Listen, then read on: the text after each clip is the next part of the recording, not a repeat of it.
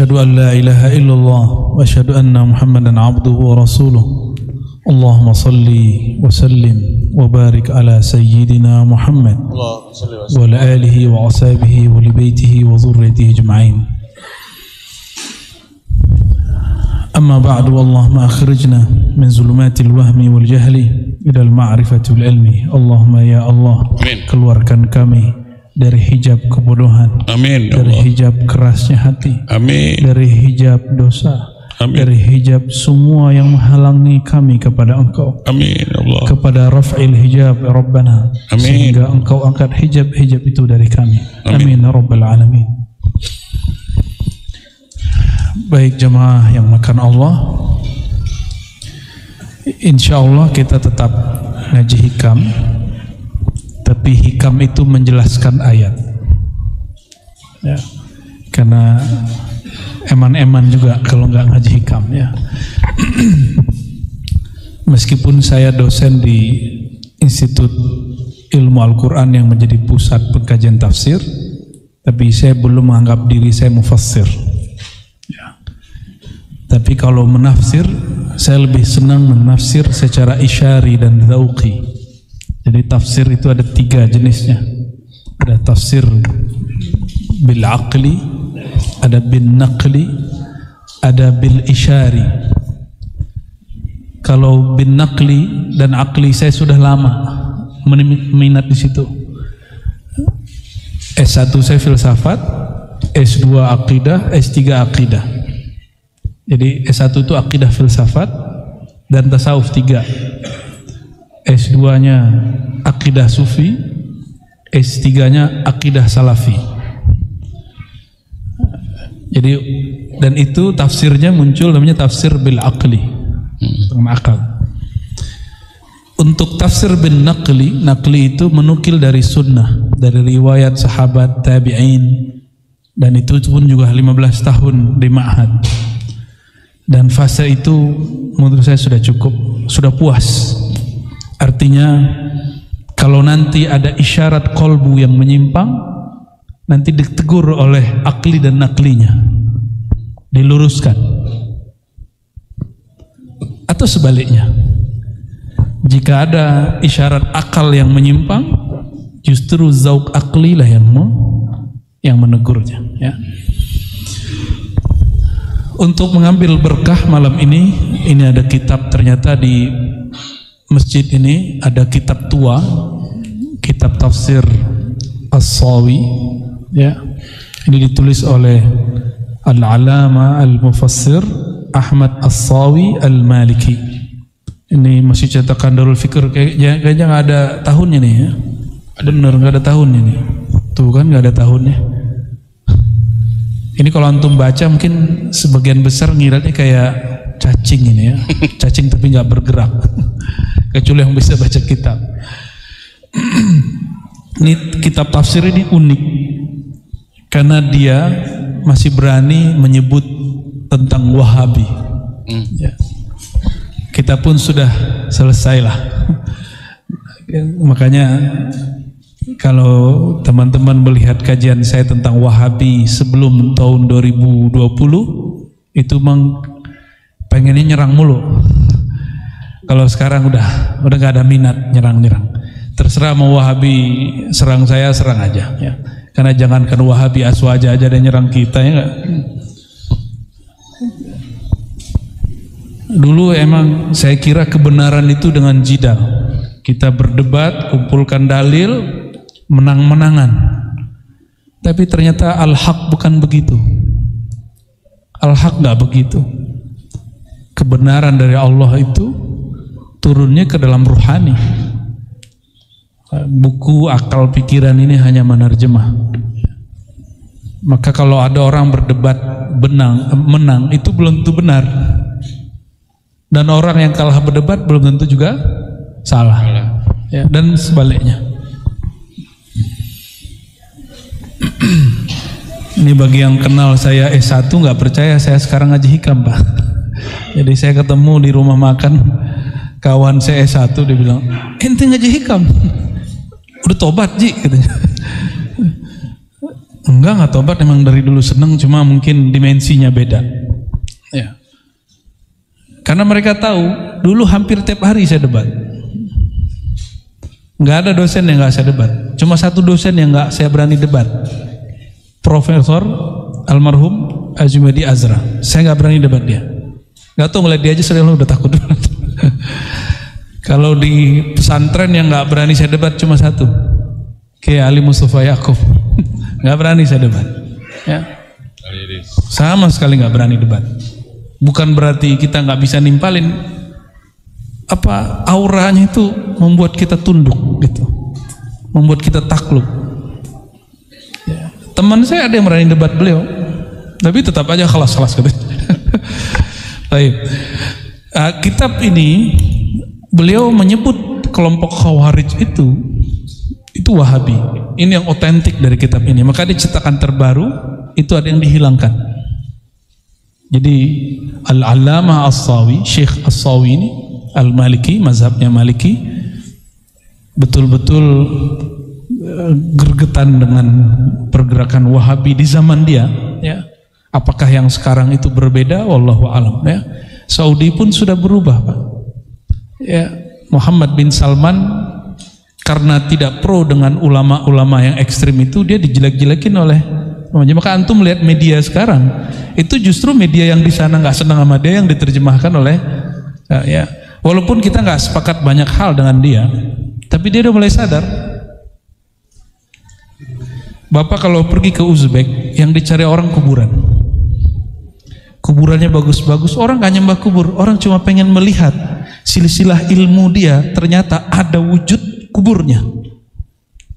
Seandainya Saudi itu jaga situs-situs bersejarah dari dulu, itu negara nggak perlu, bahkan nggak haji umroh pun, itu negara akan luar biasa kuat devisanya. Cuma mereka sudah ngancurin banyak, ya, sudah banyak menghancurin situs-situs bersejarah. Hatta tempat Nabi lahir pun sudah nggak jelas ya. Sekarang yang sisa cuma Ka'bah dan Raudhah. Nggak ada lagi. Baqi hancur, Ma'la hancur. Coba cek Ma'la 100 tahun lalu itu masih ada nisan dan ada dibuat pusara. Masih ada, Pak. Saya ziarah juga ke Sayyidina Abdullah bin Abbas di Taif, sama, dipagar, dibiarin nggak jelas begitu. Nah, nampaknya sekarang MBS itu sudah mulai sadar, karena samping dia Uni Emirat Arab sudah maju. Mereka punya aset lebih gede kok nggak maju. Nah, itu karena menghancurkan masa lalu. Dan Muhammad bin Salman kenapa dibenci? Karena dia sudah deklarasi Wahabiyah itu adalah perang dingin Amerika dan Rusia, Uni Soviet zaman dulu. Jadi pemimpin mereka itu dia kan Perdana Menteri statusnya, putra mahkota dan Perdana Menteri, sudah mengatakan itu. Terus kita yang di sini masih mengatakan bahwa Wahabiyah itu yang asli Salafi, ketinggalan gitu ya. Tapi ala kulli hal, saya cuma berharap kepada antum semua, kita berbeda dengan Salafi Wahabi bukan untuk benci, beda-beda aja. Oh mereka benci kita, itu urusan mereka. Kita nggak ada urusan membenci mereka. Oke, ya. Kalau nggak benar ngaji hikamnya. Kita tabarukan baca kitab ini sedikit. Jadi kitab tafsir As-Sawi ini hasyiah, dia menjelaskan tafsir kecil, judulnya Jalalain. Jadi Jalalain itu pegangan wajib santri-santri kelas sanawiyah. Bahkan ada kiai-kiai yang sudah senior pun masih ngajarin Jalalain. Ini yang kemudian ditertawakan oleh Sidi Ahmad Al-Ghumari di Tonja. Bagi dia Jalalain itu la yughni min ju'. Begitu juga adiknya Sidi Abdullah Ghumari. Tentu ini karena yang ngomong ini versi ulama. Kalau untuk kalangan ulama, Jalalain itu nggak bikin kenyang. Ya. Ternyata Imam Suyuti punya kitab yang kedua, Ad-Durrul Mansur. Oh itu baru tebal kitabnya. Ya. Oke, Bismillahirrahmanirrahim. Subhana Nah, kata Imam Suyuti, ay tanzih. Kata subhana itu menunjukkan kemaha sucian, maha hebat, ya. Alladzi asra bi'abdihi, yang mengisrakan hambanya. Kata asra itu menunjukkan as-sayru laila, jalan di malam hari, ya. Itu kalau mau lihat pemahamannya itu ada di Syair Hayyul Hadi, ya. Saya waktu di Jambi di penutup saya menjelaskan tentang itu, ya. Alladzi asra bi'abdihi laila. Nah, ini yang menarik dari Imam As-Sawi. Apa kata beliau? Coba perhatikan, ya. Qauluhu bi'abdihi lam yakul binabiyhi wala birasulih. Perkataan Allah, maha hebat Dia yang memperjalankan hambanya.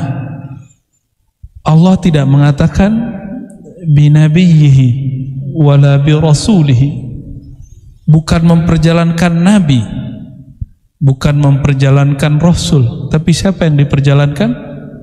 Hambanya. Apa maknanya?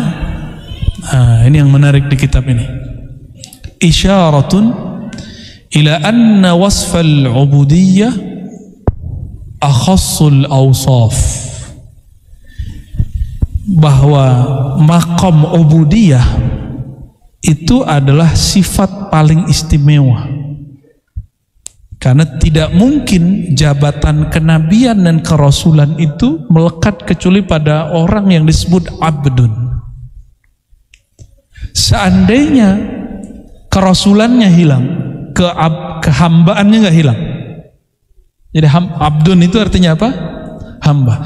Seandainya dia tidak lagi bertugas sebagai nabi, nabi yang masih hidup hari ini, Nabi Idris di langit keempat dengan tubuh buminya, kemudian Nabi Isa di langit kedua dan di bumi. Tapi ini riwayatnya ulama sufi sepakat, tapi ulama ahli hadis tidak sepakat.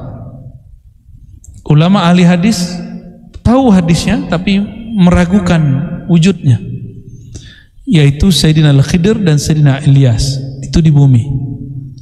Namun kalau ahli-ahli zikir, ahli-ahli rohani, mereka ketemu, ya. Apalagi di Mekah Madinah itu sering ketemu itu, ya.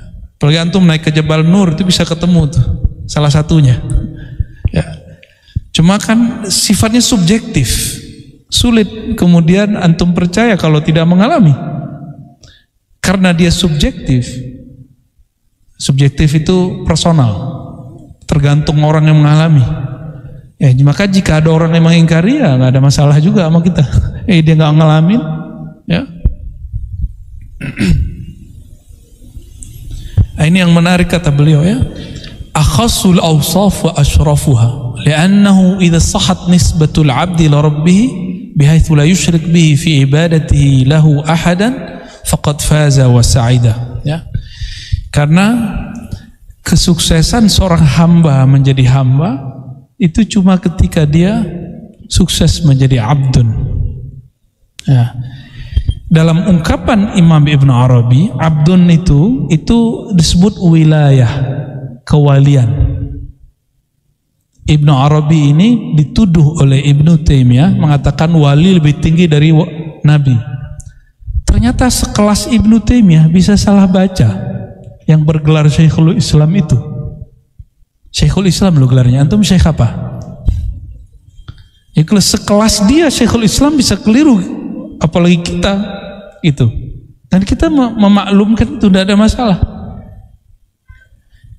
Ternyata Ibn Arabi dalam Fususul Hikam di bagian Sayyidina Musa pernah membahas tentang bahwa wilayatul anbiya, nah itu yang ketinggalan. Kewaliannya seorang nabi, jadi nabi itu pasti wali. Itu a'la lebih tinggi daripada kenabian dia dan kerasulannya. Nabi pasti wali, tapi tidak semua wali itu nabi. Tapi kalimatnya nggak diteruskan, kata Ibnu Arabi dalam Fususul Hikam, ya. Apa kata dia? Kalau wali, tidak ada wali yang paling tinggi makomnya kecuali dia paling rendah, dan dia 1 derajat atau sekian derajat di bawah nabi yang paling rendah. Ada wali paling tinggi. Siapa wali yang paling antum kenal? Namanya Sidi Syekh Abdul Qadir Jilani Al-Qutub Ar-Rabbani. Itu beliau wali tertinggi, tetap saja jauh di bawah makom kenabian. Itu maksudnya, ya. Jadi al-walayah, kewalian itu alaqah khassah bainal abdi wa rabbih, hubungan spesial antara sang hamba dengan Tuhan. Maka biasanya orang-orang yang kekasih-kekasih Allah itu namanya apa, tapi kalau dia datang kepada Allah itu pakai nama kewalian. Nama kewalian itu pakai Asmaul Husna. Ada yang Abdul Sabur, berarti dia datang kepada Allah dengan bab kesabaran. Ada yang Abdul Razzaq, orang ini tambah rezeki, nggak pernah membuat dia terhalang memandang Allah Subhanahu Wa Taala. Ya, imam kita ya. Ya, namanya Abdul Razak. Masya Allah. Panggilannya apa tadi? Ojak.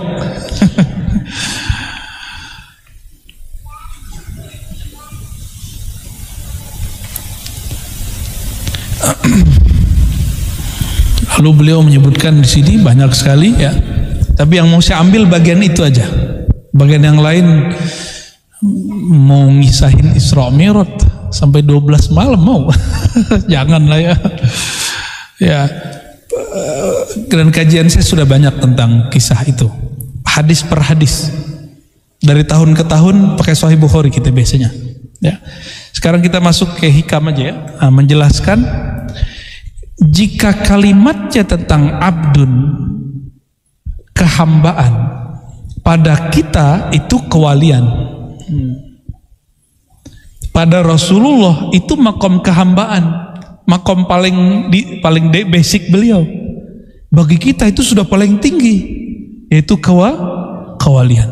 Mungkinkah seorang umat Nabi Muhammad SAW mengalami itu? Mungkin nggak? Antum pengen Isra nggak? Isra itu tujuannya apa di ujung ayat? Linuriyahu min ayatina. Tapi ada di satu kitab, ya, kitab ulama-ulama terdahulu juga, Al-Masjidil Haram itu simbol apa?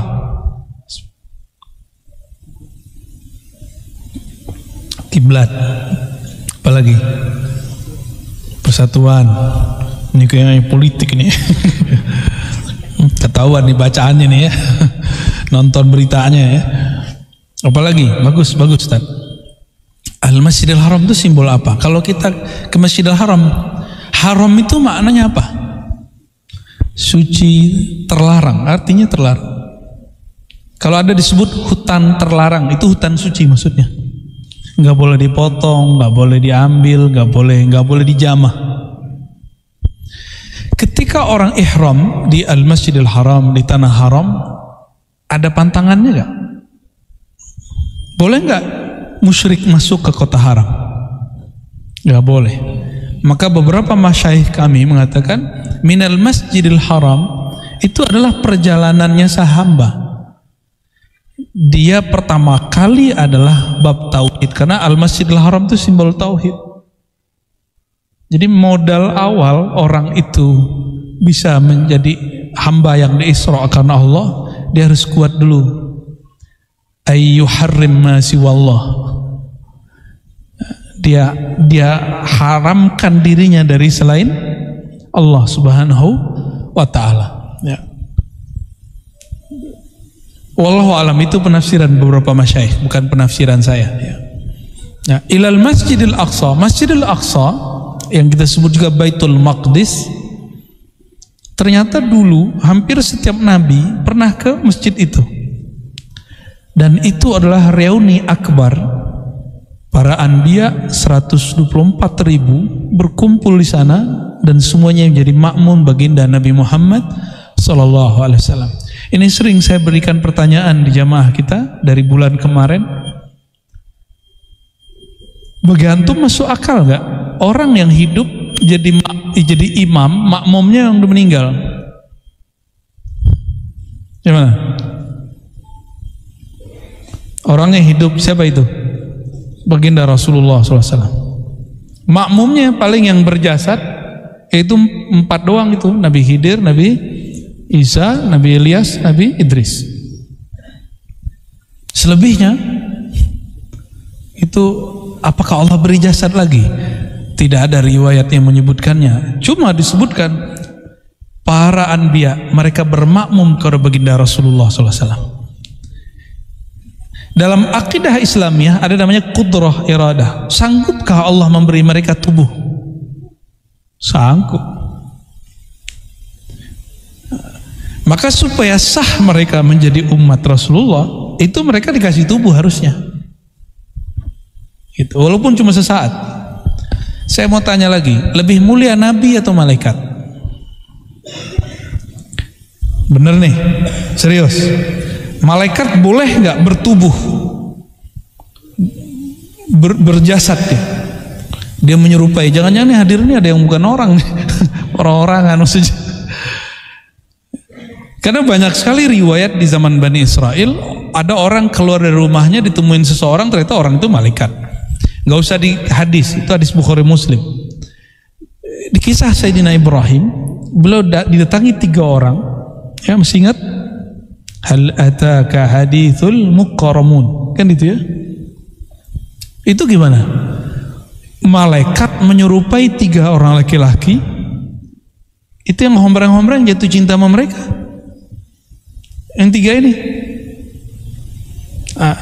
ketika dihidangkan makanan, Nabi Ibrahim gak sadar. Bayangkan, sekelas Nabi itu gak langsung bisa memahami kejadian siapa yang di hadapan dia. Apalagi cuma wali, apalagi cuma seorang seperti kita ini. Ya. Baru ketahuannya apa?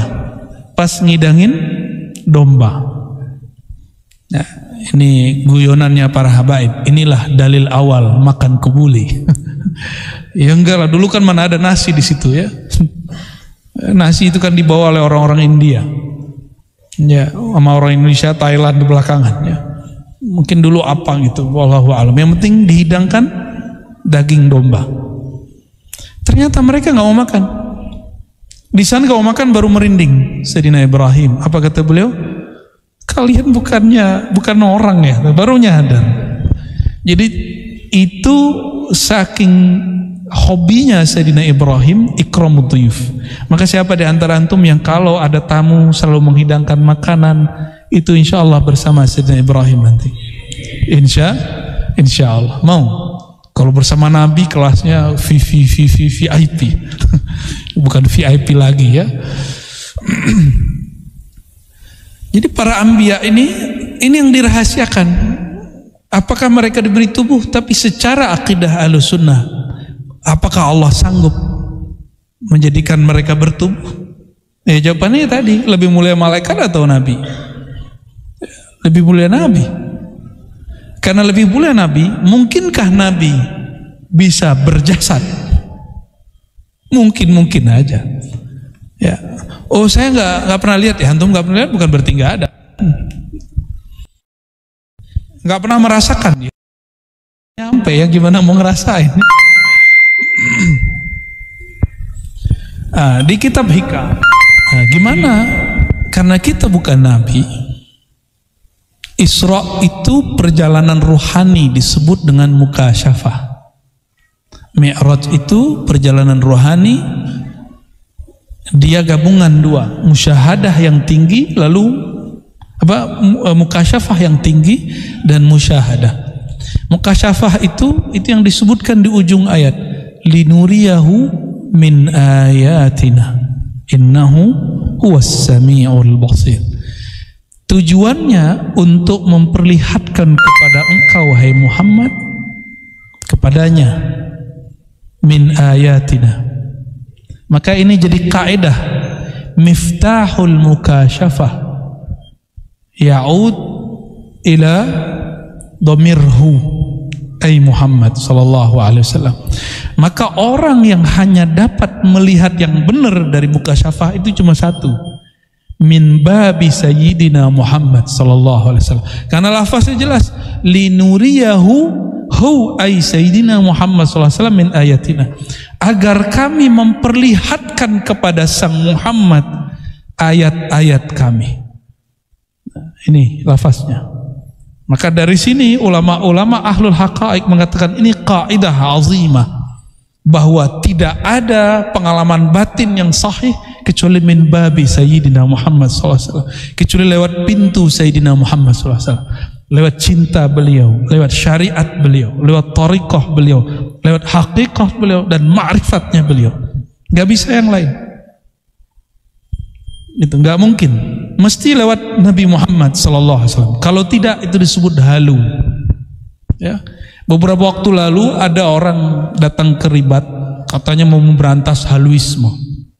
Ternyata dia lebih halu daripada saya. Ya, dan yang dia sebut halu itu yang dialami oleh Imam Bukhari, oleh Imam Ghazali, oleh Imam Hakim Tirmizi, oleh Imam Ibn Arabi, oleh Syekh Abdul Qadir Jilani. Ketika kita sodorin begitu, ya nggak bisa nanggepin juga dia, nggak bisa membedakan antara pengalaman batin dengan ngayal. Saya tanya tentang definisi halu aja dia nggak tahu. Haluisme dari mana ente? Ya, membuat istilah itu mesti ada pertanggungjawaban ilmiahnya. Ism itu apa? Itu aja nggak bingung. Ya. Kata Imam Ghazali dalam kitab Al-Munqiz Minad Dhalal. Ini Indonesia punya Jatman namanya, Jami'ah Thariqah Mu'tabarah. Ya. Jami'ah Thariqah Mu'tabarah itu menyebutkan bahwa thariqah kami, thariqah tasawufnya Imam Ghazali. Oke, tasawuf Imam Ghazali. Imam Ghazali dalam kitab Al-Munqiz Minad Dhalal mengatakan apa? Orang kalau sudah Allah buka hijabnya, ini di bagian bab tasawuf, maka dia akan diizinkan Allah menyaksikan arwah, para malaikat, anbiya, aulia. Ini kalimat, apa dia halu? Apa Imam Ghazali halu? Ada berani bilang Imam Ghazali halu? Ya, jangan-jangan ente yang halu. Ya.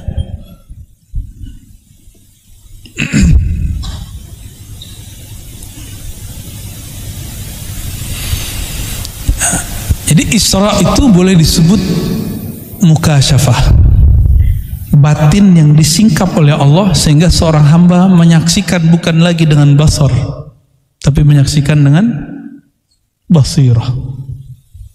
Apa beda basar dan basirah? Kalau basar ya terhalang tembok, terhalang deh. Tapi kalau basirah dia tidak terhalang itu. Ini yang terjadi pada Sayyidina Umar, dizahirkan. Ketika lagi khutbah, dia berteriak kepada panglimanya yang sedang bertugas di wilayah Irak. Dia di Madinah. Mungkin saja. Kenapa? Itu yang disebut oleh Imam Al-Mursi. Maqam dia kuntu sam'ahu alladhi yasma'u bi. Itu Sahih Bukhari. Pendengaran dia sudah diganti oleh Allah. Pandangan dia sudah ditukar oleh Allah Subhanahu wa taala. Makanya mereka itu disebut abdal. Abdal itu secara harfiahnya diganti sifatnya, harfiahnya diganti karakter dan kemampuannya. Wallahu a'lam bishawab. Ya. Law annaka la tasilu ilai illa ba'da fana'i masawik wa mahwi da'awik lam tasil ilaihi abada. Ya. Ini ada mitologi. Jadi bertasawuf itu banyak mitosnya daripada realnya. Dulu kawan-kawan saya kalau mau ngaji hikam itu ejekannya dahsyat. Lu mau ngaji hikam? Setengah jam sebelum jam sholat urusan masjid tuh. Ya. Lu ada urusannya apa dengan itu? Itu masalah mau ngambil bab sunnah atau tidak, bab mustahab atau tidak. Ente kalau ngaji hikam udah nggak boleh dosa. Berarti kalau nggak ngaji hikam boleh dosa gitu. Itu logika apa itu? Logika apa ya begitu? Lebih mulia hikam atau Quran? Orang baca Quran, terus ada takdir dia berdosa, terus gimana? Tinggal tobat tuh, mudah. Gak usah kemudian mempersulit hidup. Kalau mau dikasih perbandingan, kira-kira seperti itu. Di hikam ada kalimat cara supaya kita bisa mengalami Isra rohani. Kalau Nabi SAW Isra Mi'rajnya udah pasti ruh dan jasad. Ini disebutkan di tafsir As-Sawi. Apa kata beliau? Kalau menurutmu bisa sampai kepada Allah, dimi'rajkan kepada Allah itu setelah kamu betul-betul bersih, setelah kamu betul-betul tidak ada lagi cacat di batinmu, la tasil ilaihi abada, kamu tidak akan pernah mi'raj rohanimu. Jadi kalau mitologi tentang tasawuf ini enggak kita berantas, orang-orang akan nggak ada yang bertasawuf. Kalau ngomong bertasawuf ntar lupa dunia loh. Lu gimana mau ngelupain dunia? Masih makan, masih minum, masih kawin, ya kan? Nggak mungkin. Semakin orang bertasawuf dunia ngejar dia, bukan dia ngejar dunia. Tapi ciri-ciri orang-orang yang dia cinta kepada Allah bukan dunia, dia melepas yang dia punya itu gampang. Kalau ada dia berbagi, kalau nggak ada ya dia bersabar. Nih, udah bisa begitu belum? Saya lagi belajar begitu. Ya. Kalau ada berbagi, jangan nunggu berbagi pas udah kaya. Kapan antum bakal jadi benar-benar kaya? Mulai berbagi itu dari sekarang kita udah mulai tabungan sedikit, mulai berbagi. Jangan nunggu kemudian numpuk duitnya. Nah, ini kita terjemah secara harfiah. Seandainya ada mitologi tentang tasawuf bahwa orang tidak usul kepada Allah illa tidak bisa mi'raj rohaninya kecuali ba'da fana'i masawik, setelah habis semua kesalahanmu, nggak akan ada lagi dosa, ente jadi orang suci dunia akhirat. Begitu. Wa mahwi da'awik, hilanglah pengakuanmu, sombongmu, merasamu, ya. Lam tasil ilaihi abada. Kalau itu kriteria kalian tentang tasawuf, kalian tidak akan pernah bertasawuf. Kalau itu kriteria kalian tentang thariqah, tentang wusul, tentang sampai kesadaran bertuhan, bermi'raj rohani kepada Allah, maka kalian tidak akan pernah mencapainya. Ya, ini makom sulit, tapi pasti ada jalannya. Toh orang dulu bisa menjalaninya, masa sekarang nggak bisa? Imam Bukhari cari satu hadis berapa bulan? Berapa bulan Imam Bukhari cari satu hadis? 3 bulan tuh cepet. 6 bulan. Ada Imam Bukhari cari satu hadis, udah setahun baru ketemu orangnya. Itu Imam Bukhari. Maka menjadi ahli hadis dia bertahun-tahun.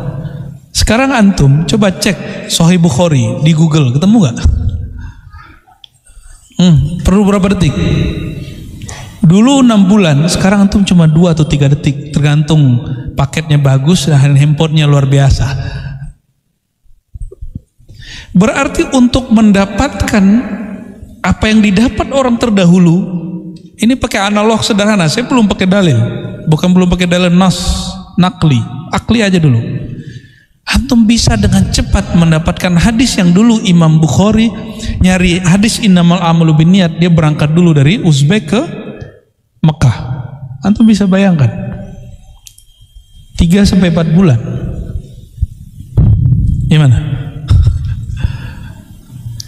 Jika satu ilmu dahulu sekarang dapatnya sebentar, maka tenang aja. Pengalaman rohani, ilmu-ilmu kerohanian juga begitu.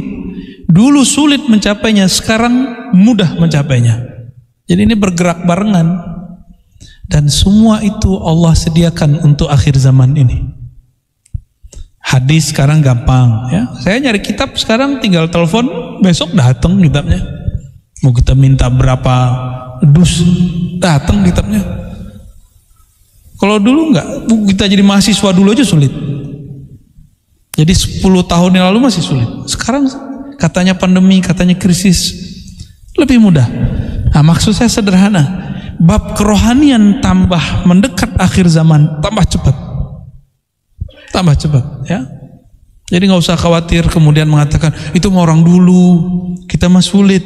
Justru yang sulit itu dulu, sekarang mudah. Coba dulu mau ngaji hikam, antum dulu ke gunung dulu loh. Mau ngaji hikam ke Padang dulu. Ya. Saya dulu ngaji hikam di Padang, Pak. Dan bolos-bolos sekolah. Tiap hari Jumat kita bolos. Maka saya ngaji hikam tuh keputus-putus. Minggu ini ngaji, minggu besok lihat dulu gurunya datang nggak. Kalau nggak datang, telat dikit saya langsung kabur. Sekarang enak kan? Direkam lagi, kok enak. Nggak perlu bolos-bolos.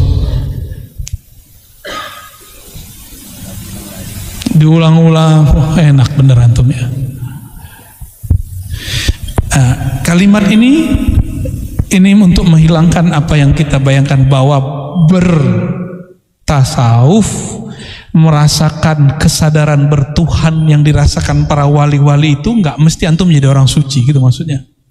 Saya nggak mesti jadi orang suci, karena jika engkau tasil ilaih, sampai kepada Allah, ba'da fana'i masawik wa mahwi da'awik, kamu tidak lagi ada dosa, kamu jadi orang bersih sebersih-bersihnya, hati kamu bening sebeningnya, lan tasil ilaihi abada, kamu gak akan pernah menjadi kekasih Allah. Oleh karena itu, jangan heran nanti ada pemaksiat tobat sebentar, dia mengalami pengalaman batin yang luar biasa. Ada orang penampilannya gak kayak ustadz, tapi kalau zikir rohaninya sudah koneksi ke siapa. Antum kalau kurang percaya, baca kitab Imam Notoilah yang lain, judulnya Lataiful Minan. Saya sampai sekarang nggak pernah bosan. Dulu punya kitabnya satu, tahqiq Syekh Abdul Halim, nggak tahu hilang. Kita beli lagi, baca lagi, khatam lagi, nggak pernah bosan. Karena di situ para masyaikh kalau lagi zikir, kadang rohaninya ketemu rohani siapa, ketemu nabi siapa, itu biasa. Saya lihat kemarin ada video, ada seseorang tiba-tiba dipermalukan oleh satu jamaah, cuma karena dia mengatakan saya berguru kepada rohani ini, ke rohani itu. Lalu dibikin malu sama orang. Ini terjadi karena mereka tidak lagi membaca kitab-kitab turas. Ya, baca kitab Lataiful Minan cukup. Di situ Sayyidina Abul Hasan Syadzili mengatakan, guruku dulu Ibnu Masyis, sekarang guruku langsung Jibril, Mikail, katanya gitu. Antum kira-kira gimana tuh? Jibril, Mikail, Israfil, Warruh Al-Akbar. Aduh, kalimatnya ngeri kali, Pak. Saya baca itu aja, ini gimana nih kitab ini? Apa Ibnu Thaillah nggak takut dituduh sesat? Enggak, dia udah nggak takut. Dia nulis kitab itu karena tahu kebenarannya. Seandainya dia takut dicaci maki orang, dia nggak akan tulis kitab itu. Berarti wali-wali dulu udah selesai. Terus kenapa kita mundur? Kalau mereka sudah maju, kenapa kita mundur? Kita mau maju terus. Jadi mau orang bilang, Ar-Razi, ente jangan bahas hikam, itu kajian berat. Sorry, Ibnu Thaillah sudah buka, kenapa ente larang? Ya. Dan ini paling ajib, kitab tasawuf yang paling banyak syarahnya itu hikam Ibnu Thaillah. Dan hampir semua bahasa yang ada orang Islamnya. Bahasa Jawa ada, Pak, disyarah oleh Syekh Soleh Darat, pakai bahasa Jawa, utawi iku. Ya, saya juga nggak paham tuh. Kita ngerti baru lihat terjemahannya. Di Johor ada ulama nulis, di Minangkabau ada, di Sulawesi ada, di Kalimantan ada. Ada yang sempurna selesai, ada nggak sempurna. Di India ada, di Persia banyak, di Turki masya Allah. Ada semua. Ini kitab paling viral sampai hari ini ya. Ya arifuhu al-wali wa ghairul wali. Mau wali nggak wali kenal kitab itu. Baik. Clear ya? Jadi kalau belajar tasawuf nggak mesti nunggu suci, oke? Ya. Jadi antum nggak mesti jadi wali dulu baru ngaji hikam. Kebalik, ngaji hikam supaya jadi wali. Bukan jadi wali dulu baru ngaji hikam. Ya. Ada yang protes, ente kayak wali aja. Iya, saya wali anak saya. Ya. Bener itu ya. Emang standar wali apa sih? Ala inna awliya Allah la khaufun alaihim wa la hum yahzanun. Lalu belakangnya bab syariat. Allazina amanu wa kanu yattaqun. Tapi yang paling inti di depan itu, sesungguhnya wali-wali Allah. Jadi kalau orang-orang kebanyakan melihatnya itu la khaufun alaihim wa la hum yahzanun. Itu buahnya, Pak. Wali itu nggak ada gundah gulana, sedih manusiawi, tapi tidak sampai putus asa. Dia ada rasa was-was, tapi tidak sampai membuat ragu bertuhan. Itu bedanya. Itu wali. Tapi kata kuncinya bukan di situ. Kata kuncinya di kata ala inna auliya Allah. Dalam bahasa Arab disebut mudhafun ilaih. Auliya Allah itu makom tertinggi di bawah makom Nabi. Ketika nama dia, gelar-gelar dia ditempelkan pada nama Allah, itulah makom tertinggi. Aulia Allah itu paling tinggi, nggak ada lagi dah. Di atasnya Nabi. Ngaji hikam itu bukan jadi wali dulu baru ngaji hikam. Wali mah nggak perlu kitab ini. Jujur saya pernah ketemu orang yang menurut saya dia wali. Bagi dia hikam cuma bagi pemula katanya. Ini yang ngomong seorang mursyid. Dari saya kecil tuh dia ngomong begitu. Itu bab pemula. Wali ada mursyid satu lagi dia bilang, oh enggak, itu pemula menurut dia. Kalau bagi saya kata beliau itu menengah. Nah, kalau yang kedua ini saya cerita aja. Itu nama guru saya Abuya Al-Hasan Al-Basri. Dulu waktu saya masih umur 13 tahun ketika talaqi kepada beliau, beliau bilang di atas hikam ini ada lagi kitab yang lebih tinggi. Dulu kita kira hikam yang lebih tinggi. Oh, ternyata benar. Ini kolektornya ada Buya Zulasfi. Entah berapa dia punya kitab tasawuf. Aneh-aneh lagi judulnya. Tuh sampai sekarang waras-waras saja deh. Nggak ada gila. Wa ghatta, mana lagi kalimatnya? Walakin idza arada an yusilaka ilaihi satara wasfaka biwasfi wa ghatta na'taka bina'tihi fawasalaka ilaihi bima minhu ilaika la bima minka ilaihi. Ini kita mungkin ada yang senang harfiah, kita terjemahkan harfiah. Walakin tetapi jika dia hendak mengisrakan engkau, memi'radkan engkau, mewusulkan engkau, satara wasfaka biwasfi, maka sifat rendahanmu akan ditutup oleh Allah dengan sifat keindahannya. Karena Isra Mi'raj itu melihat ayat-ayat Allah yang indah, maka matanya harus diperindah dulu, harus diberi kacamata yang bagus. Karena matahari sanggup nggak lihat? Nggak sanggup lihat. Kenapa? Silau. Kalau pakai mata ini nggak sanggup, kita harus pakai kacamata hitam. Kalau ada orang menyaksikan alam lain hanya dengan mata ini, dia pasti buta. Nggak sanggup mata ini. Ya. Apalagi mata ini maksiat tiap malam, maksiat tiap hari. Ya. Nggak mau maksiat, iklannya maksiat. Sekarang tuh maksiatnya dianterin orang. Kadang-kadang kita yang anterin sendiri, mesen-mesen sendiri ya. Nggak ada orang yang bersih dari maksiat, nggak bisa udah. Ya.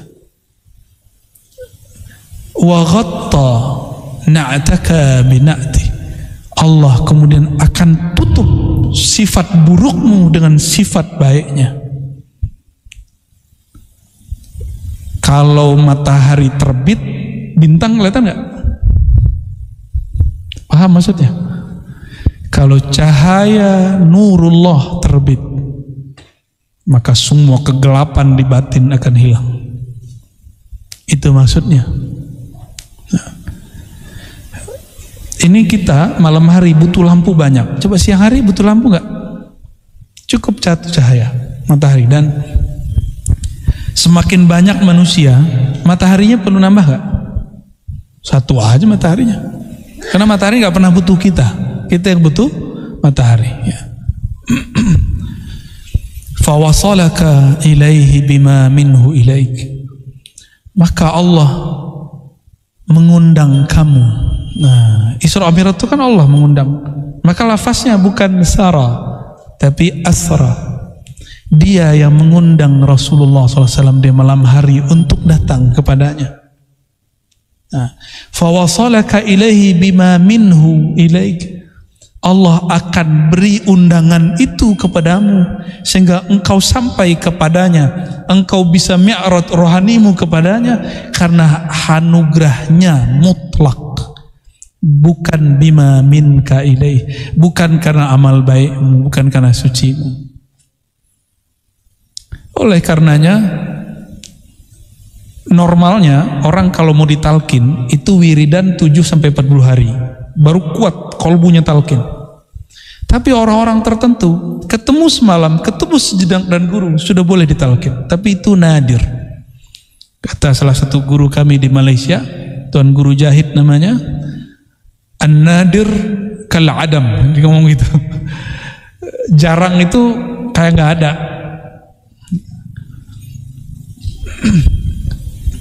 Dulu guru dari guru-guru kami itu pendiri salah pesantrennya Buya Zul Asfi ini, namanya Syekh Sulaiman Ar-Rasuli.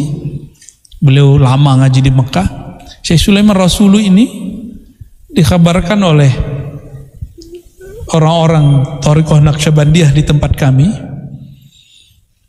saya punya sanad Quran kepada Syekh namanya Muhammad Arsyad bin Abdurrahman. Tapi dia seorang mursyid. Syekh Muhammad Arsyad ini punya murid dan muridnya punya murid. Itulah guru saya. Murid dari murid dia. Bercerita apa? Ketika beliau datang, Syekh Sulaiman Rasul ini ulama. Waktu di Mekah ngaji fikih, tapi belum belajar thariqah, tasawuf. Ketika terjadi beberapa perkembangan keislaman di kampungnya, maka dia mencari mursyid, dan mursyid yang layak untuk ngajarin dia, karena hijabnya seorang alim itu dia harus cari orang lebih alim dari dia. Ya, padahal kalau dia bisa melihat bahwa ilmu itu anugerah dari Allah, dia nggak mesti bermursyid kepada orang yang lebih alim, kepada mursyid aja nggak mesti alim.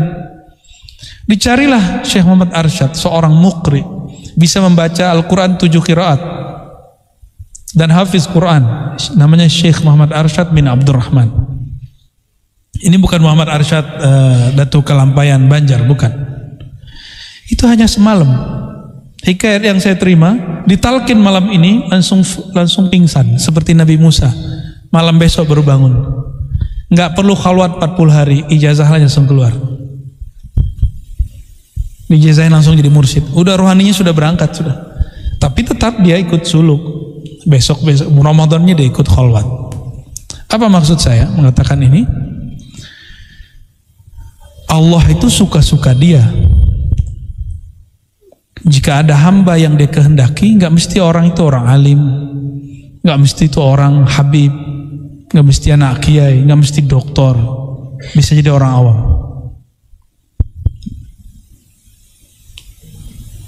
Orang yang mati masuk kubur itu ruhnya masih ada nggak?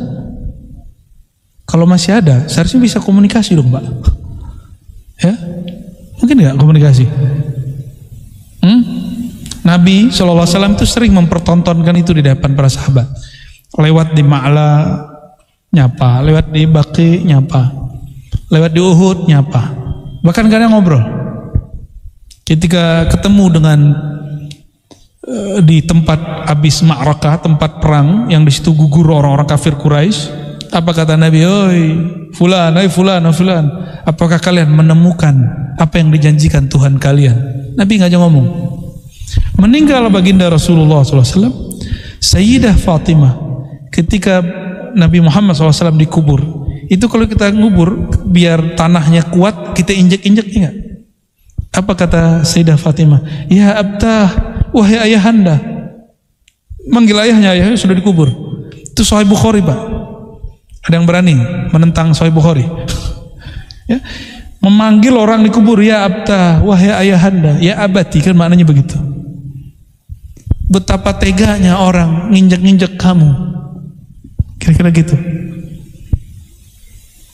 Sayyidah Aisyah tinggal bersama kubur baginda Rasulullah SAW bertahun-tahun sampai ayahnya meninggal. Lalu kemudian masuk Sayyidina Umar di kubur, situ baru dia keluar. Kuburion kan Sayyidah Aisyah, pencinta kubur, tidur di kuburan, Mbak. Kenapa Sayyidah Aisyah kemudian keluar dari kamar, gak tinggal situ lagi? Karena dia menghukumi orang yang sudah wafat seperti orang hidup. Jadi gak boleh lagi buka hijab dekat kubur. Hati-hati nih ibu-ibu ya, kalau datang ke kubur pakai hijab, karena di sana mereka bisa nyaksiin kita dengan izin Allah Subhanahu wa Ta'ala. Bapak Ibu yang bukan Allah, inilah Isra Mi'raj versi Imam Nu'taillah. Kata beliau sederhana saja, Allah kalau mau memi'rajkan, mewusulkan seseorang, maka sifat dia akan diganti. Ya, kalau mau diganti, diapain? Ini yang disimbolkan di dalam hadis Imam Bukhari, baginda Rasulullah SAW dibedah dadanya. Jadi kata beliau, ketika aku di rumah Ummu Hani, tiba-tiba Sayyidina Jibril dan Mikail datang, lalu membedah dadaku dan mengeluarkan jantung. Di waktu kecil ada 2 noda hitam dibersihkan. Setelah dewasa udah nggak ada. Cermin bersih digosok lagi, tambah terang. Nah itulah rahasianya. Qalbu Rasulullah itu sudah bersih, dibersihkan lagi. Akhirnya nurun ala nur, cahaya di atas cahaya. Nah, itulah maksudnya. Kalau yang di hadis itu simbol, karena itu alam antara tidur dan jaga.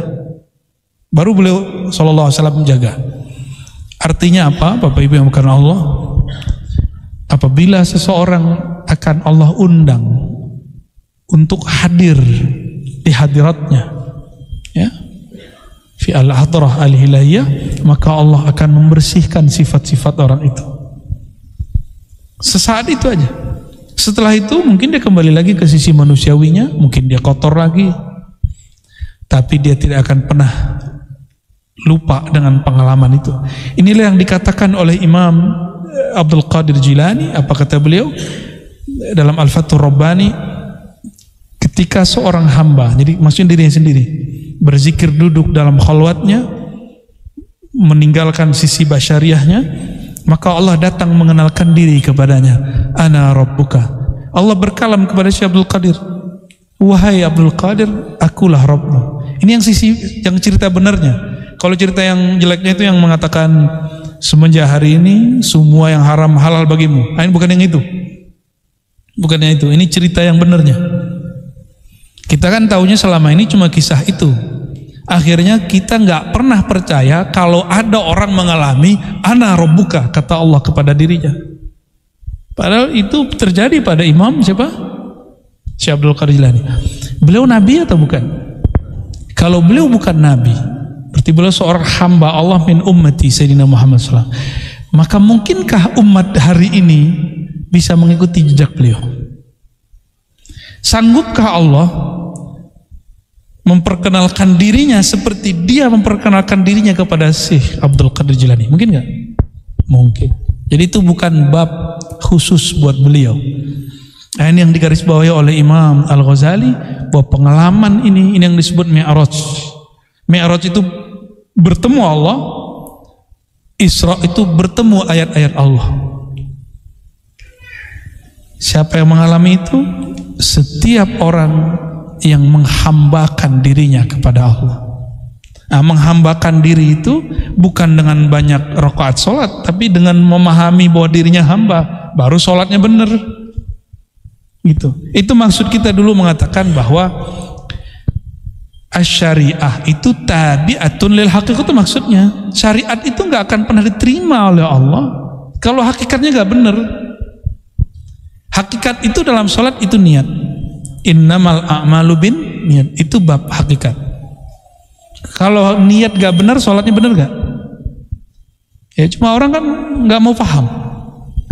Ya, kita sebutkan teks 1000 juga nggak mau percaya. Yang penting kalau kita ngomong salah. Ya. Tapi alhamdulillah ruhani manusia hidup. Ya, maka dzabal fuadu ma ra'a. Sang fuad di dalam kolbu ini gak akan pernah salah. Meskipun orang-orang menentangnya, tapi yang punya fuad pasti mencarinya. Ya, semoga fuad kolbu kita ini Allah terangi dan Allah izinkan menyantap rohaninya. Amin amin rabbal alamin. Sebelumnya salah satu guru kami mohon didoakan juga, tadi ada Kiai Aliyafi ya, mursyid kami juga, namanya Syekh Khatib Ilyas An-Naqsyabandi As-Sammani, dan juga ada guru yang sedang sakit, Syekh Tuanku Muda Sawir ya. Yang pertama umurnya 101 wafat. Kalau yang kedua sekarang umurnya 80-an, tapi memimpin zawiyah tarekat, surau tarekat dari umur 20. Dan setiap malam, hampir setiap malam dia kalau zikir nggak kurang dari 5.000 setiap malam. Dari umur 20 sampai sekarang, antum hitung berapa tabungan rohaninya. Ya. Mohon doa untuk beliau berdua dan guru-guru yang lain, mursyid-mursyid yang lain. Insya Allah sudah dekat Ramadan. Mungkin ini juga penutup kajian hikam sebelum Ramadan ini. Tawakuf dulu, mungkin gak bisa karena ada safar ya. Ada safar. Semoga nanti pada Ramadan ada lagi, insya Allah ya. Dan doakan juga kami, insya Allah dalam waktu dekat kita akan buat surau ribat, ada tempat suluknya di daerah BSD nanti. Nanti antum bisa ngaji lebih puas di sana. Sekarang kalau di ribat masih terbatas kan, sekarang yang ngajar Buya Zul Asfi dan beberapa ustadz, 70 orang sudah sumpek, AC-nya udah gak kuat. Semoga nanti bisa kuat. Nah, untuk semua ini 2 kali Fatihah. Pertama untuk guru kami Allah yarham Syekh Khatib Ilyas An-Naqsyabandi, dan yang kedua yang sedang sakit Syekh Tuanku Muda Sawir An-Naqsyabandi As-Sammani. Al-Fatihah.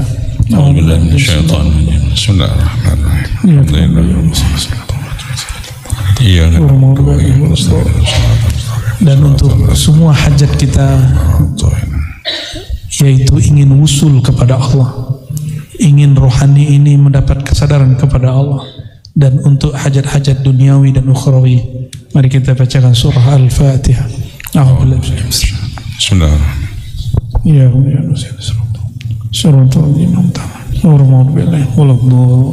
Amin. Ya, fadhal Pak. Ada karena tawakuf sampai setengah 10 boleh. Baik, kalau masih ada pertanyaan-pertanyaan, Kak Buya ada berikan kesempatan pada Bapak Ibu yang ingin bertanya, angkat tangan aja, sebutkan namanya nanti. Ada dari ibu-ibu? Enggak ada? Oh, masih ada.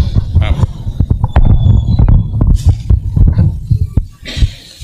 Assalamualaikum. Nama saya Sahril. Saya ingin bertanya, kan kita sering mendengar dari para ulama-ulama arifat, katanya kalau kita belum mengenal Allah, itu kita sholatnya batal. Nah, ini menurut Buya gimana?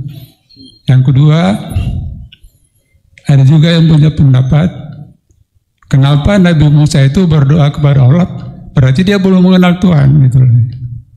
Nah, itu kira-kira penjelasan Buya. Terima kasih. Assalamualaikum warahmatullahi wabarakatuh.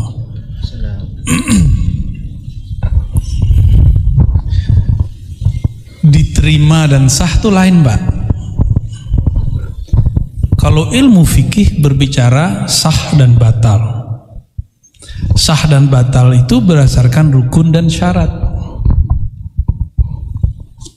Dalam rukun Islam, rukun sholat, adakah mengenal Allah? Nggak ada, adanya di syarat. Apa syarat wajib sholat? Muslim. Muslim wajib sholat. Siapa Muslim? Orang yang bersyahadat. Seharusnya dia sudah kenal Allah, minimal namanya. Ya, minimal apa? Mengenal Allah itu ada kelasnya. Paling rendah itu mengenal nama. Yang kedua mengenal af'al, perbuatan. Yang ketiga mengenal sifat. Baru puncaknya mengenal zat. Itu mengenal yang mana? Kita kenal nama Allah cukup. Udah Muslim sudah. Kalau kenal nama Allah, karena nama tidak berpisah dari yang punya nama, pasti dia nggak akan syirik. Kalau sudah tidak syirik baru disebut mukmin, ya. Tapi kalau kamalus sholat, kesempurnaan sholat, betul mengenal Allah. Mengenal Allah itu hakikat. Sholat itu syariat, menjalankannya namanya thariqat. Beda nggak? Jadi sholat itu tujuannya apa? Menghambakan diri kepada Allah karena kita sudah kenal. Contoh gampangnya gini Pak, Bapak udah nggak kerja kan, udah pensiun kan? Ya, dulu waktu kerja nggak kenal sama atasan, hormat nggak sama dia? Nggak hormat.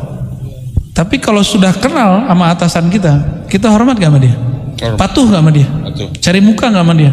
Cari muka, dapat muka monyet.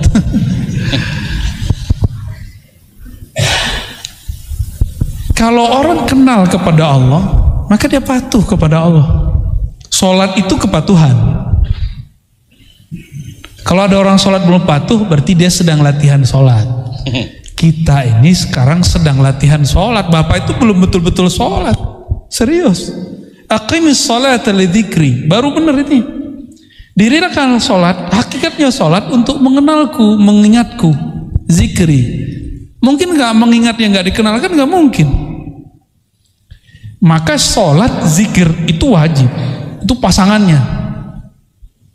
Kalau sholat tidak ada zikir, maka secara ilmu hakikat tidak diterima, bukan batal.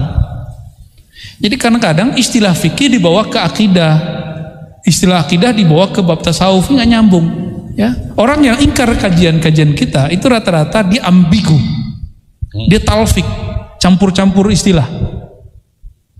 Udah jelas kitab tasawuf dibacanya ala akidah, udah jelas bab akidah dibacanya ala fikih, udah jelas bab hakikat dibacanya versi fikih. Batal tidak batal itu bab fikih. Jangan salah bab, jangan salah istilah.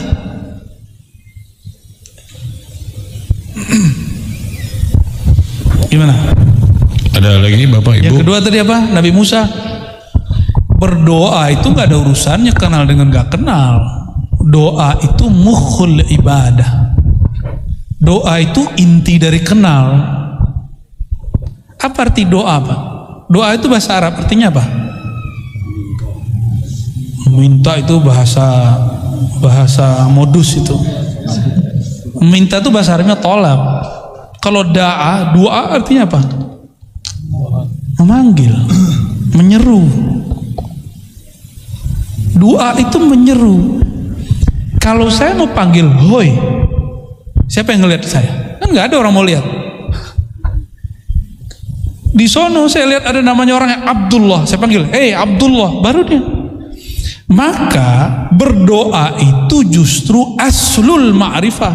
Orang ketika berdoa itu tanda ada asal ma'rifah dalam dirinya, dia kenal kepada yang dia seru. Maka doa itu memanggil, qul ud'ullaha awid'ur rahman. Katakanlah, berdoalah, serulah, panggillah Allah.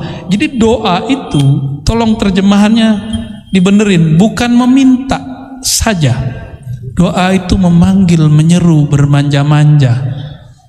Ya, saya ini orangnya tegar Pak, tapi Tapi kalau saya sakit, ada orang yang saya sayang, ibu, istri, atau saudara, itu saya bermanja-manja, tolong saya, gitu. Seneng, pengen dapat perhatian.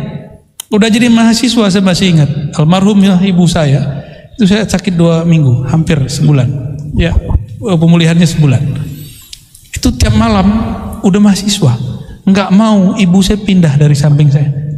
Itu kan kayak baby tuh, orang udah mahasiswa. Kalau sakit masih pengen memaknya. Kalau nggak ada memanggil di saat butuh itu luar biasa. Ini pengalaman Pak, biar paham doa itu gimana sih doa. Semoga antum nggak ngalamin yang saya alami ya. Awalnya saya menikah, saya kan nggak punya kerjaan nikah itu Pak. Nikah itu nekat aja. Kita nikah, lagi S2, nggak ada kerjaan tapi tawakal ilallah.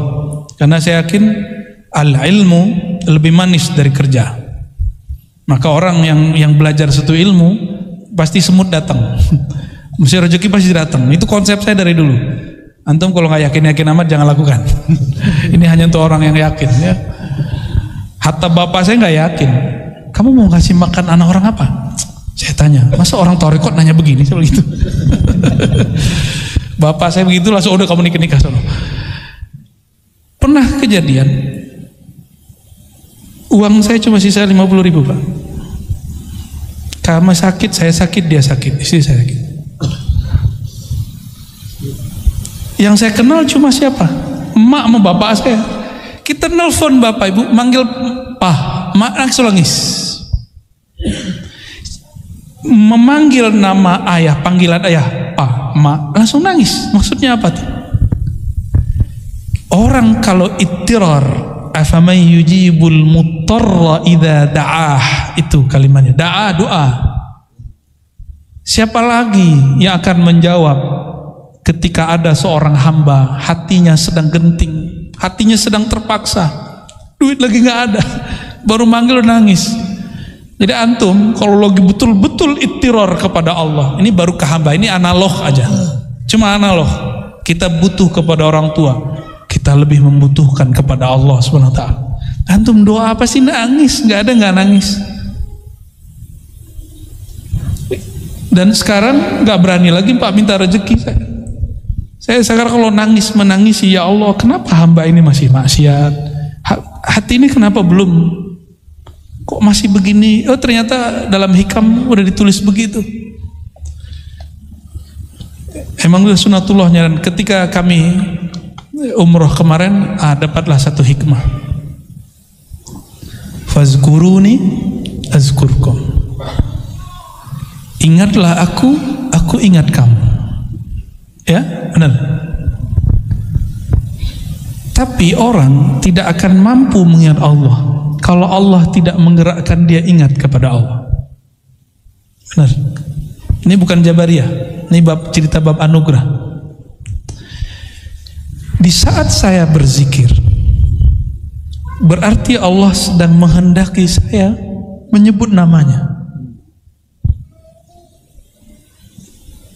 Paham maksudnya? Di saat antum gak zikir, Allah lagi berkehendak apa? Allah lagi berkehendak kita melihat alam semestanya. Itu juga zikir. Maka bedakan nisyan dengan ghaflah. Wala takun minal ghafilin.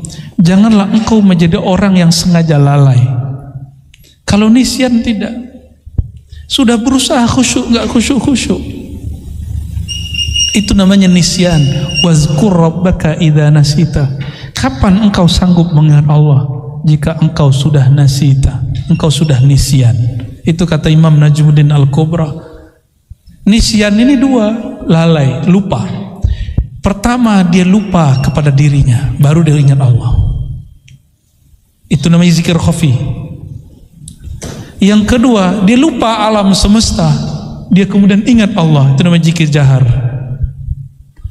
Jadi seseorang berzikir jahar keras, itu bukan suara yang meninggi. La ilaha illallah itu suara raf'us saut. Tapi Zikir jahr menurut ahlul haqaiq, ketika engkau memandang alam tapi engkau tidak melihat alam, yang kau lihat adalah sumbernya alam. Maka di saat kita melihat alam, mungkin lidah nggak nyebut Allah, kalbu nggak nyebut Allah, tapi kan kita ngelihat perbuatan Allah, ya kan? Zikir juga nggak? Jadi orang kalau faham bab ini, dia tidak akan pernah lupa kepada Allah walaupun 1 detik. Antum gak akan mungkin bisa zikir subhanallah tiap detik, gak mungkin. Saya ahli talqin, alhamdulillah dapat ijazah lebih dari, nggak usah sebut ya, takut antum takut disebut macam-macam lah antum ya. Dapat izin mentalkin zikir Allah, Allah, Allah. Tapi saya boleh jujur kepada antum supaya antum tidak mentakdis, mengkultuskan. Kolbu ini kadang dia fokus nyebut nama Allah, kadang tidak. Dan sekian tahun saya mencari jawabannya, baru dapat waktu malam Rajab kemana, 27 Rajab, waktu sedang melihat ke Masjidil Haram. Pagi-pagi mulai dari ba'da subuh sampai syuruk. Habis syuruk kayaknya malas hati ini mau sarapan, karena lagi asik sarapan rohani, mendapatkan sir fazkuruni azkurkum. Dan di alam ini kan kalau nggak namanya Allah, perbuatannya Allah, kalau nggak sifatnya Allah dan pemiliknya zatullah. Jadi tubuh kita ini nggak boleh pisah sekalipun, sedikit pun dari nama Allah. Pisah mati. Maka kalau ada binatang mati itu dia nggak nyebut nama Allah lagi. Jadi setiap binatang, tumbuhan itu ada nama Allah, Allah titipkan di mereka. Kalau di riwayat hadis diberikan rasio yang bagus, bahwa ada malaikat bertanggung jawab di pohon. Tapi menurut kitab Isrul Asrar Syekh Abdul Qadir Jilani enggak.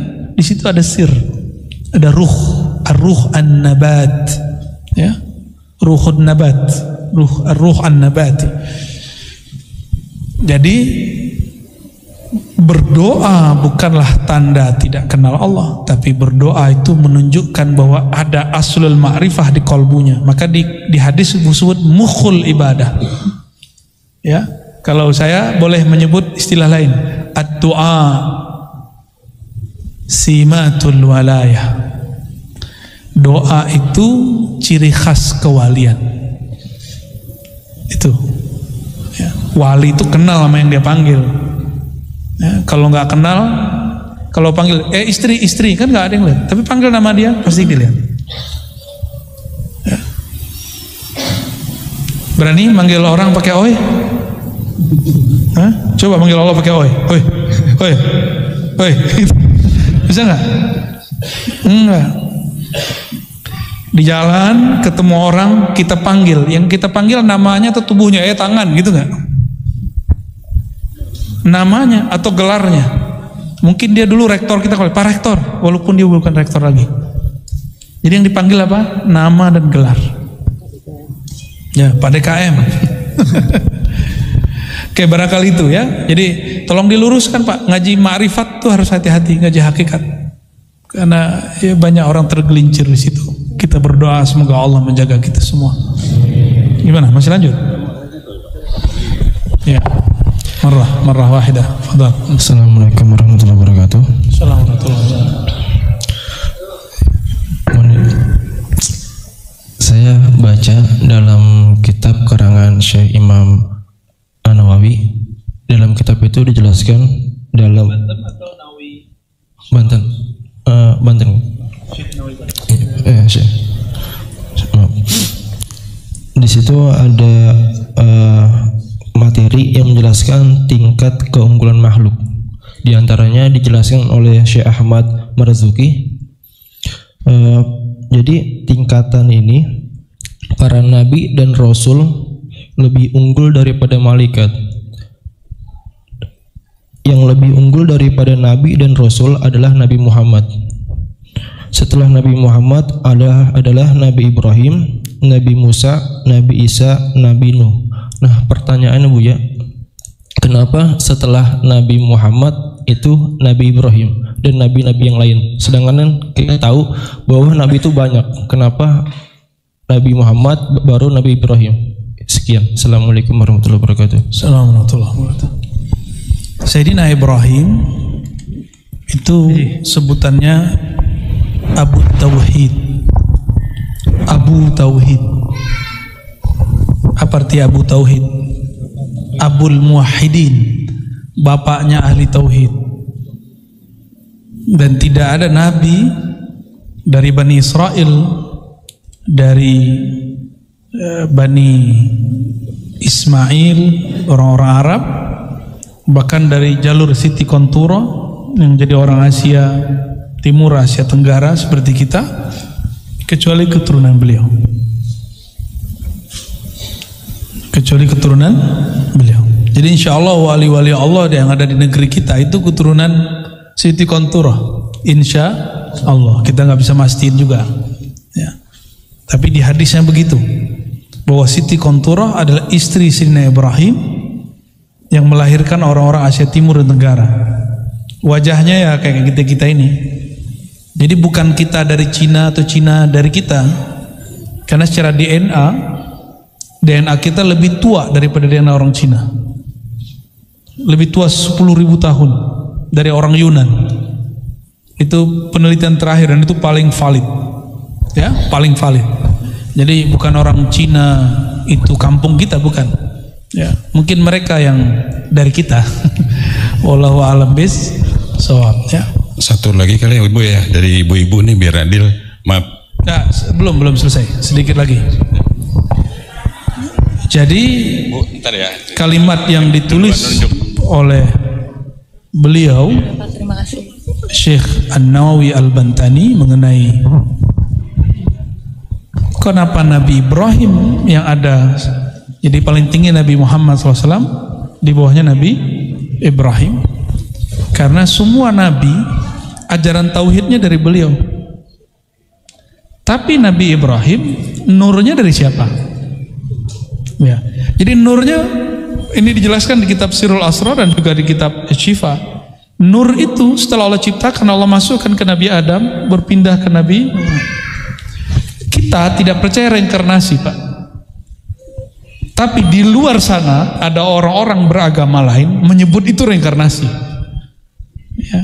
Nurnya pindah ke Nabi Nuh, karena mereka nyebut itu reinkarnasi. Bagi saya bukan. Itu bukan reinkarnasi. Itu hanya Allah yang tahu istilahnya apa. Kita nggak usah istilahkan, ya. Tapi saya ketemu beberapa guru belakangan dan dia menyebut dengan istilah tawarus atau tanazul. Turun, nurnya turun, dan nur itu tidak akan berhenti sampai kiamat. Karena kalau berhenti kiamat. Makanya al ulama warasatul anbiya. Nur itu masih berkembang sampai hari ini. Semoga kita yang hadir malam ini dapat percikannya. Amin ya rabbal alamin, ya. Jadi tidak mesti orang yang lebih tua, lebih awal, lebih mulia. Ini dalilnya Nabi Muhammad SAW lebih mulia dari Nabi Adam, lebih mulia dari Nabi Nuh, Nabi Ibrahim, karena dia belakangan. Maka bapak-bapak yang lebih tua secara biologis dari saya apresiasi masih mau ngaji sama anak muda. Barakallahu fikum, ya. Silakan. Assalamualaikum Bu ya. Saya mau menceritakan pribadi saya. Ketika paman saya mau meninggal, itu saya mendapatkan amalan. Nah, ketika beliau meninggal dunia, saya menyebut nama beliau aja sampai nangis-nangis. Sampai saat ini pun saya tidak bisa melupakan beliau. Padahal saya tuh tidak dekat dengan beliau ya, almarhum itu. Nah, bagaimana untuk amalan itu? Karena ketika saya memakai amalan itu, ibadah saya menurut saya lebih baik, maksudnya lebih mendekatkan diri dengan Allah. Amalannya apa? Seperti istighfar, Al-Fatihah sama Al-Ikhlas itu sebelum.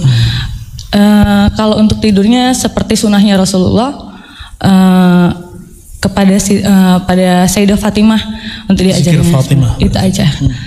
Ya, untuk sampai saat ini setelah dia setahun, saya masih tetap mengingat beliau sampai benar-benar menangis ketika mengingat dia. Itu aja sih. Terima kasih Bu ya, mohon arahannya. Assalamualaikum warahmatullahi wabarakatuh. Jika mengingat beliau agak berat, ingat kita aja ya. Ingat kajian malam ini. Tapi saya tambahkan, setiap kali mau wirid, perbaharui la ilaha illallah, jaddidu imanakum biqauli la ilaha illallah. Maka kita lengkapi dengan syahadah. Jadi setiap kali mau beramal, mau sholat, syahadat dulu. Mau sholawat, mau baca Quran, syahadat dulu. Kenapa? Dalam hadis Nabi disebutkan, ya, badiru bil a'mali fitanan. Segeralah kamu beramal soleh. Kenapa? Nanti ada masa yumsi, ya, ar-rajul mu'minan wa yusbihu kafiran. Pagi dia mukmin, sore dia kafir. Ini bukan kafir khuruj minal millah murtad, tapi kafir hakikat. Atau kalau bahasa Imam Nawawi Dimashqi, itu kufur nikmat. Yang bahaya itu kufur mun'im, pemberi nikmat. Nah, itu batal akidahnya. Kalau kufur nikmat masih bisa diselamatkan. Jadi kita nggak tahu apakah dalam perjalanan bekerja ada yang terlepas di kolbu ini. Maka setiap kali beramal syahadat. Nah, insya Allah setelah itu akan amal. Apa yang kurang dari ibu? Tidak memfatihai beliau. Jadi mulai malam ini kalau mau beramal, ya, fatihain beliau dulu, baru baca wiridnya. Insya Allah kalaupun nanti nangisnya akan bisa diatasi dengan fatihah. Karena fatihah itu berangkat meninggalkan makhluk menuju khalik. Itu isi fatihah. Iyyaka na'budu, itu sudah hilang semua udah. Jadi kalau ada orang masih galau dengan makhluk, itu baca Al-Fatihah dan banyak-banyak baca iyyaka na'budu aja, langsung hilang itu. Obatnya ada di Fatihah. Jadi beliau sebenarnya sudah kasih wirid obat itu Fatihah. Cuma mungkin ada beberapa guru itu nggak enak. Kamu baca Fatihah buat saya, itu nggak enak. Ya nggak sopan aja. Tapi murid harus tahu diri, Fatihain gurunya, nggak mesti nunggu dia mati. Ya. Banyak yang nanya, loh kan masih hidup, kok kirim Fatihah? Dia memang kirim Fatihah untuk orang mati. Kita kirim Fatihah kan buat ruhnya, supaya kekayaan rohaninya melimpah kepada kita. Kalau tubuhnya nggak perlu kita Fatihain, ya dia udah jatah sendiri sama Allah. Jadi Fatihahnya kita itu lifaitir rahmah, supaya rahmat Allah yang ada dalam diri orang itu mengalir kepada kita. Itu rahasia Fatihah. Tapi bagi ahli thariqah disebut mahar berguru. Ya, mahar berguru itu kalau masih hidup, masih belum meninggal. Kalau masih hidup antum ya kasihlah dia hadiah. Kalau masih ada keluarganya, kasih hadiah buat keluarganya. Ya, hadiah ya semampu kita lah beri. Membahagiakan guru itu luar biasa. Itu cara paling cepat menuju Allah Subhanahu wa taala.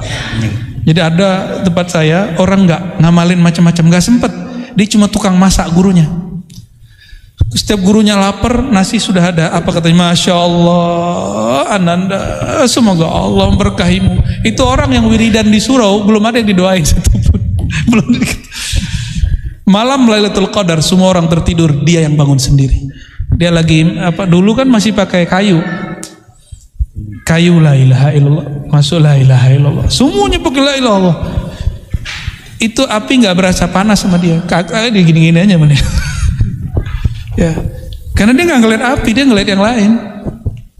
Ada orang yang sadar saat dia Lailatul Qadar, ada yang tidak. Ada yang dia cuma zikir aja, dia nggak tahu kalau itu Lailatul Qadar. Nggak ada masalah, nggak mesti ada pengalaman yang aneh. Jadi bahagiakan guru, ya. Jangan pernah berpikir apakah guru ingat saya, tapi pikirkan apakah saya selalu ingat guru. Jadi kalau ketemu sama guru di jalan jangan bilang ingat saya nggak. Lo guru itu muridnya banyak. Soal adab kita begitu. Ya. Cuma kalau yang sudah terlanjur, nanti kalau ketemu lagi jangan begitu. Ya. Sebanyak itu tamu dia, murid dia, masa dia ingat ente? Ente siapa? Kecuali ada sesuatu yang berkesan. Nah itulah namanya cari perhatian guru.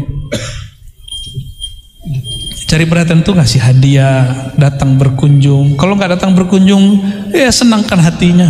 Maka dia akan ingat terus.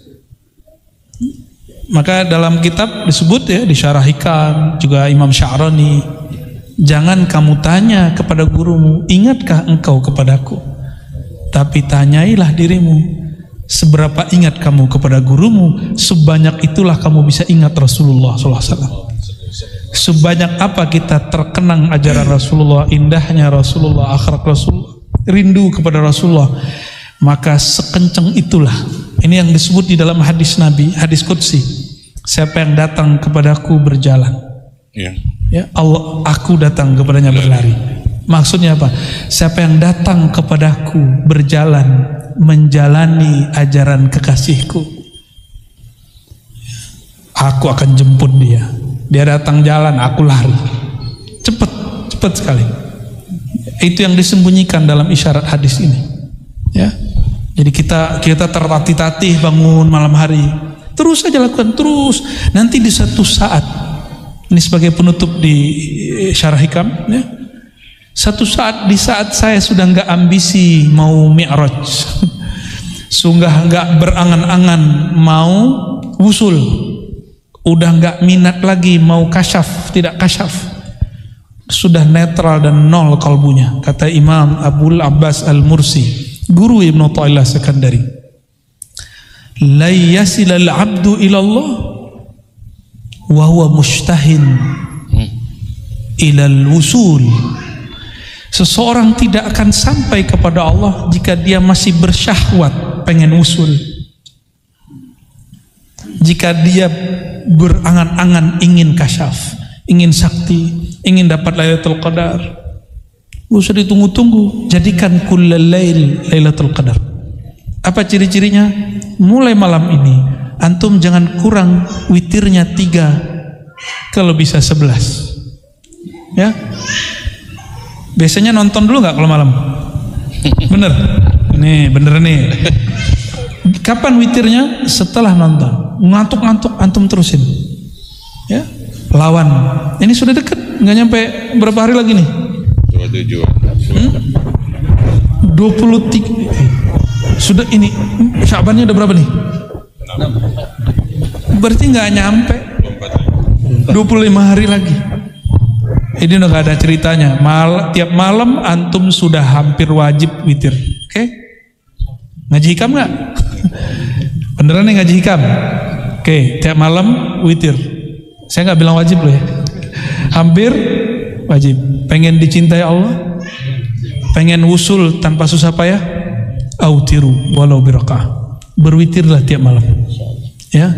Nanti ada masa di saat kita gak berangan apa-apa, antum mengalami suatu pengalaman yang luar biasa indah. Insya Allah hazina wa likulli intin salihah. Al-Fatihah. Bismillahirrahmanirrahim. Alhamdulillah. Surat Allahumma ya Rahman ya Rahim ya Karim ya man asra bi'abdihi layla. Amin. Ya Allah, صل على سيدنا محمد اللهم صل وسلم عليه الذي أسريته من المسجد الحرام إلى المسجد الأقصى. Amin. Ya Allah, sampaikanlah salam kami kepada hamba Engkau, kekasih Engkau. Amin. Nabi kami, Rasul kami. Amin. Sumber dari nur alam semesta kami. Amin. Nabi Muhammad sallallahu alaihi wasallam. Sampaikan juga ya Allah cinta kami, rindu kami. Kami tidak bertanya ya Allah apakah kami ada di dalam hati baginda Rasulullah. Amin. Tapi kami selalu menanyakan diri kami ya Allah, kapan hati ini selalu ada baginda Rasulullah. Amin.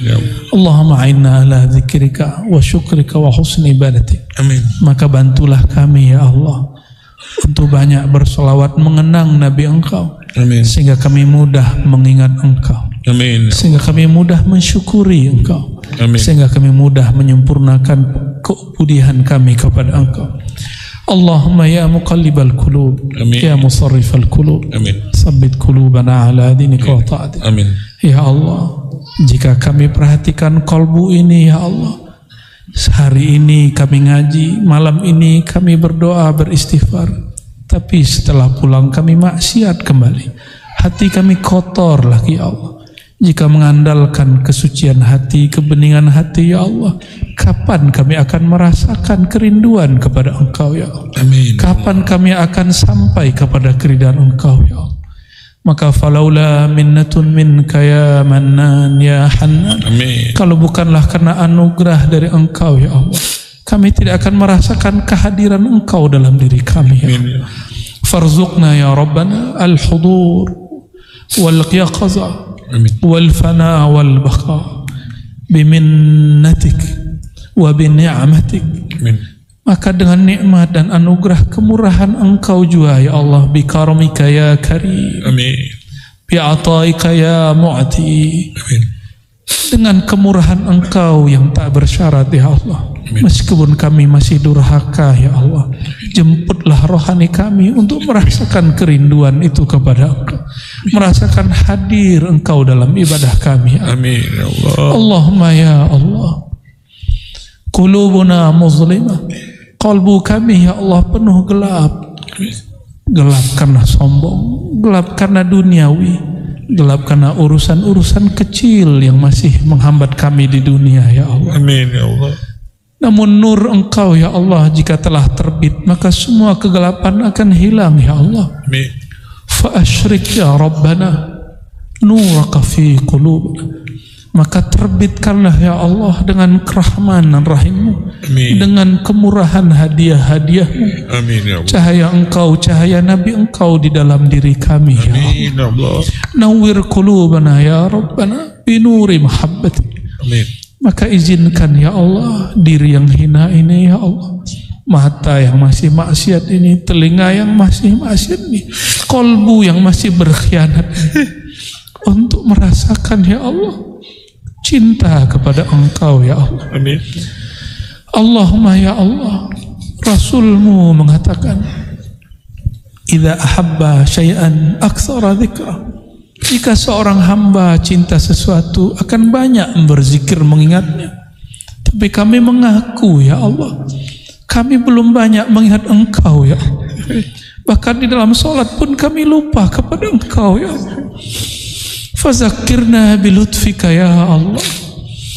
Maka jika Engkau tegur kami, ya Allah, tegurlah kami dengan kelembutan-Mu, ya Allah. Amin ya Allah. Jangan tegur kami dengan jalal keagungan-Mu, ya Allah. Tegur kami dengan kasih sayang-Mu, ya Allah. Amin ya Allah. Jangan tegur kami dengan siksaan-Mu, ya Allah. Amin. Allahumma ya Allah, Allahumma ya Allah. Tiada lagi kata yang dapat kami ibaratkan, sampaikan, ya Allah. Ya man huwa alimun bidzatis sudur. Engkau maha tahu, ya Allah, semua yang tergores dalam hati kami. Engkau maha tahu, ya Allah, semua kotoran di dalam diri kami, ya Allah. Engkau maha tahu, ya Allah, di belakang baju kesolehan kami ada pengkhianatan kehambaan kami kepada Engkau. Amin ya Allah. Wa'fu anna ya afu. Maka, ya Allah, maafkanlah kami, ya Allah. Amin ya Allah. Bukakan selalu, ya Allah, pintu taubat bagi kami. Amin ya Allah. Izinkan kami hidup dalam rahmat-Mu, ya Allah. Amin. Wafat dalam maghfirah-Mu, ya Allah. Amin ya Allah. Masuk ke alam sana penuh dengan syafaat baginda Rasulullah sallallahu alaihi. Allahumma ya Allah, ikhtim lana bihusnil khatimah. Amin ya Allah. Ya Allah biha, ya Allah biha, ya Allah bihusnil khatimah. Rabbana atina fid dunya hasanah. Amin. Wa fil akhirati hasanah wa qina adzabannar. Amin. Wa sallallahu ala sayyidina Muhammad. Allahumma salli. Walhamdulillahi rabbil alamin. Walhamdulillah. Al-Fatihah. A'udzu billahi minasyaitonir rajim. Bismillahirrahmanirrahim. Ya na'budu wa iyyaka Waladhdallin. Amin. Subhanakallahumma wa bihamdika asyhadu an la ilaha illa anta astaghfiruka wa atubu ilaik. Ikutin saya baca salawat. Sallallahu rabbuna ala nuril mubin Ahmad al-Mustafa Sayyidil mursalin wa ala آله وصحبه أجمعين صلى الله ربنا على النور المبين أحمد المصطفى سيد المرسلين وعلى آله وصحبه أجمعين صلى الله ربنا على نور المبين أحمد المصطفى سيد المرسلين وعلى آله وصحبه أجمعين والحمدلله رب العالمين. Demikian yang dapat kami sampaikan. Semua kebenaran milik Allah. Mohon maaf atas salah dan kurangnya. Mohon maaf juga tidak dapat bersalaman semuanya. Assalamualaikum warahmatullahi wabarakatuh.